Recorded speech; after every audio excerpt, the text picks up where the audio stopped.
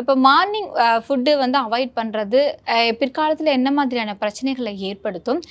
இல்லையா நீங்கள் மார்னிங் சாப்பிடலையா, அப்போ இது மட்டும்னாவது சாப்பிடுங்க. இந்த மாதிரி ஃபுட்டெல்லாம் அவாய்ட் பண்ணிடுங்க அப்படின்னா, அது எந்த மாதிரியான ஃபுட்டுகள் மேம்?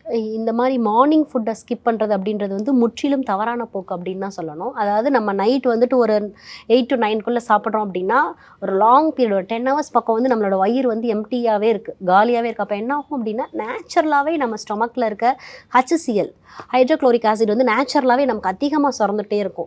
அப்போ நீங்கள் அதை அப்படியே விட்டுட்டு மார்னிங் டிஃபனையும் ஸ்கிப் பண்ணிட்டு மறுபடியும் துருவா 1 o'clock தான் லஞ்சு சாப்பிடுவேன், அப்படி இல்லை எடுத்தோடனே ஸ்ட்ராங்காக ஒரு டீ சாப்பிடுவேன் அப்படின்னா, that is not good for health அப்படின்னு தான் சொல்லணும்.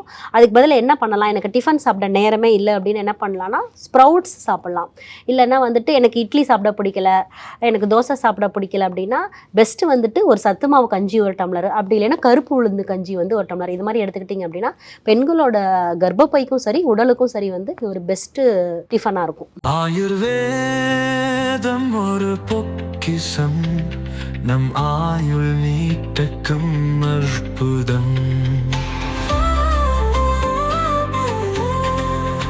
அறுவை சிகிச்சையில்லா குணம், இது ஆயுட்கால நிவாரணம். டாக்டர் ஸ்ரீவர்மாஸ் அனைத்து நோய்களுக்குமான குணம், அழகு தரும் மூலிகைகள், ஆரோக்கியம் தரும் மருத்துவர்கள். டாக்டர் ஸ்ரீவர்மாஸ், ஆரோக்கியமும் ஆன்மீகமும்.